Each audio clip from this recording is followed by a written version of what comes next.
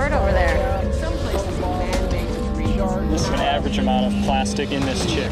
It's called the Great Pacific Garbage. What's happening on Midway is like the canary in the coal mine. It just crumbles down into small. That patch of garbage in the Pacific is growing, and right now it's having a huge impact. This is the Great Pacific Garbage Patch.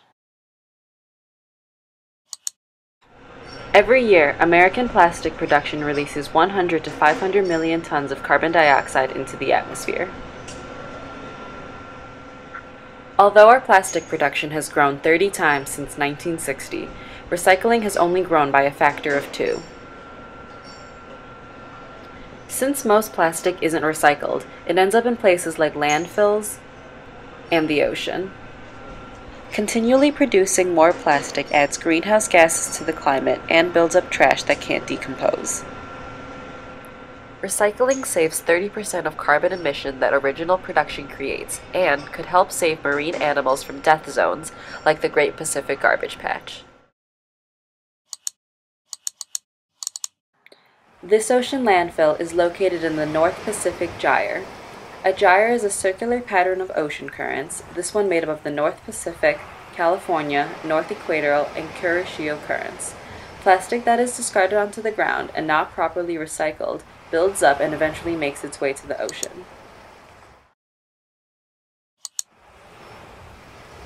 Because the gyre is located between two coastlines, garbage from both ends swirls together and meets up in the middle, forming the garbage patch.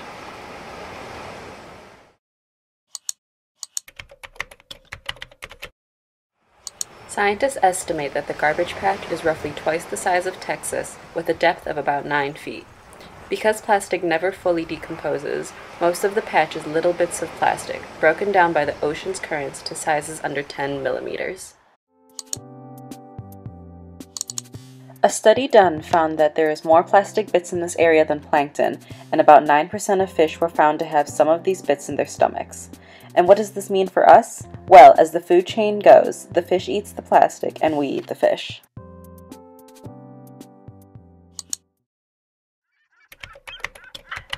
Halfway between North America and Japan, there's an atoll with no industrial centers, no fast food joints with overflowing trash cans, and just a few dozen people. This island is an ideal place for seabirds to lay and hatch their eggs each winter.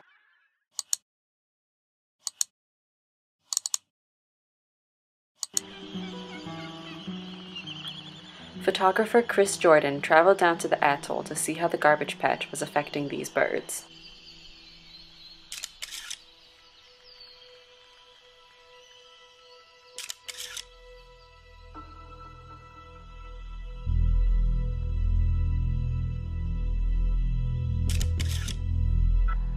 These birds, confusing the brightly colored plastic for fish, eat it up, filling their bellies with Lego blocks, cigarette lighters, syringes, and really anything made out of plastic.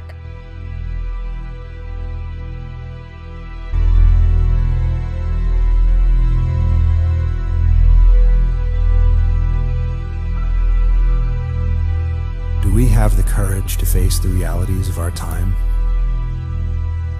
In a allow ourselves to feel deeply enough that it transforms us and our future.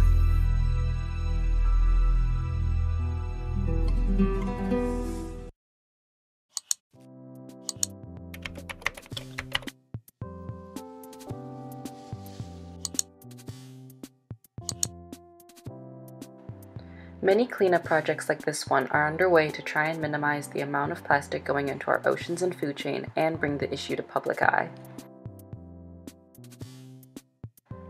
Here is a graph of the United States plastic disposal in 2008. You can see that only 6% is recycled, while the rest sits in a landfill or heads to the ocean. Here you can see a graph of post-consumer recycling from 1990 to 2013.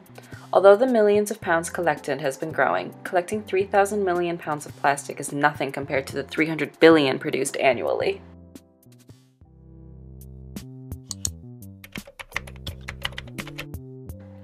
One solution could be the plastic fish tower.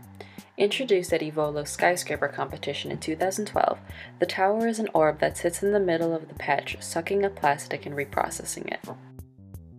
It floats within a 1 kilometer wide mesh circle that collects the small plastic pellets and allows them to be sucked up once in contact with the orb. The tower then uses its core to recycle the pellets into sheets of plastic to be used for fish farms in the structure.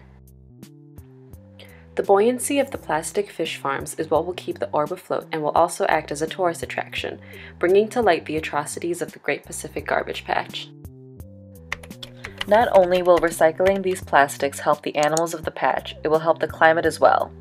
4% of the world's oil and gas is used to feedstock plastics, and another 3 to 4% is needed to manufacture it annually. This, in addition to all the carbon emission, takes a pretty heavy toll on Earth's climate. Recycling your plastics is a simple way to help out both Mother Earth and her marine animals. Simple actions like switching from plastic bags to canvas bags when you grocery shop, or using a reusable water bottle instead of a plastic one, can have the greatest impact.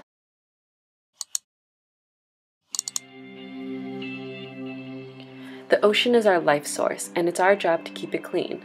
By continually throwing trash into our seas, we're changing the ecosystem of countless marine lives and impacting ourselves as well. So do yourself, Mother Nature, and the marine animals a favor and start recycling your plastics.